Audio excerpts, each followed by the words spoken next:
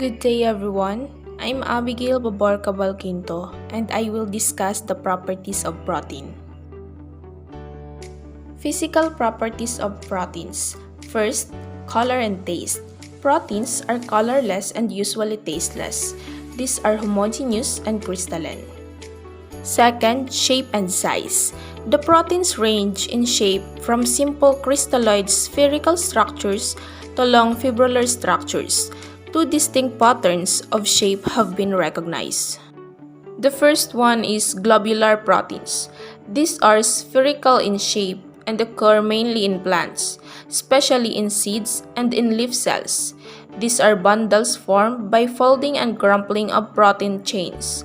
For example is pepsin, edestin, insulin, ribonuclease, and etc. And the last one is fibrilar proteins. These are thread-like or ellipsoidal in shape and occur generally in animal muscles. Most of the studies regarding protein structure have been conducted using these proteins. For example, fibrinogen, myosin, and etc. Third, molecular weight. The proteins generally have large molecular weights ranging between 5 times 103 and 1 times 106. It might be noted that the values of molecular weights of many proteins lie close to or multiples of 35,000 and 70,000. Fourth, colloidal nature. Because of their giant size, the proteins exhibit many colloidal properties, such as their diffusion rates are extremely slow and they may produce considerable light scattering in solution, thus resulting in visible turbidity or Tyndal effect. Fifth, denaturation. Denaturation refers to the changes in the properties of a protein. In other words, it is the loss of biologic activity. In many instances, the process of denaturation is followed by coagulation, a process where denatured protein molecules tend to form large aggregates and to precipitate from solution. 6. Amphoteric nature. Like amino acids, the proteins are amphoteric. They act as acids and alkalies both.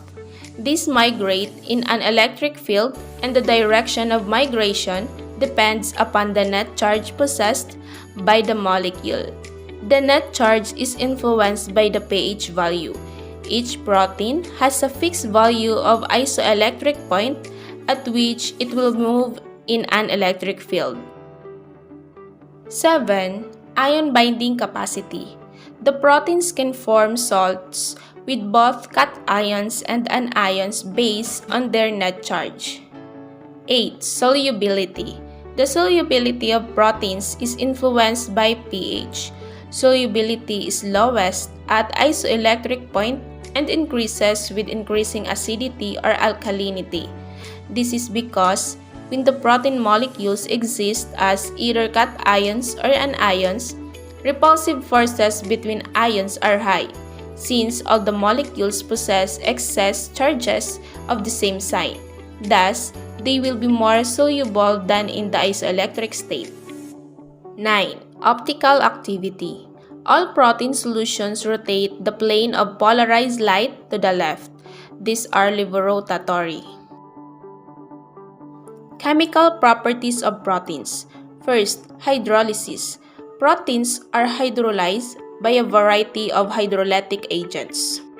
In biacidic agents, proteins, upon hydrolysis with concentrated HCl, is 6 to 12N at 100 to 110 degrees Celsius for 6 to 20 hours, yield amino acids in the form of their hydrochlorides. And in bialkaline agents, proteins may also be hydrolyzed with 2N sodium hydroxide. Second, reactions involving carboxyl group. First, reaction with alkalis or salt formation. Second, reaction with alcohols or esterification. And the last one is reaction with amines. Third, reactions involving amino group. First, reaction with mineral acids When either free amino acids or proteins are treated with mineral acids like HCl, the acid salts are formed. Second, reaction with formaldehyde. With formaldehyde, the hydroxy metal derivatives are formed. Third, reaction with benzaldehyde. Schiff's bases are formed. Fourth, reaction with nitrous acid. The amino acids react with nitrous acid to liberate N2 gas and to produce the corresponding A-hydroxy acids. Fifth, reaction with acylating agents. 6. Reaction with FDNB or Sanger's reagent. And the last one is reaction with dancyl chloride. Fourth, reactions involving both carboxyl and amino group. First, reaction with triclohydrin dihydrate or dinhydrin reaction. Second, reaction with phenyl isocyanate. With phenyl isocyanate, hydantoic acid is formed which in turn can be converted to hydantoin. Third, reaction with phenyl isothiocyanate or Edman reagent. Fourth, reaction with phosgene. With phosgene, N-carboxyanhydride is formed.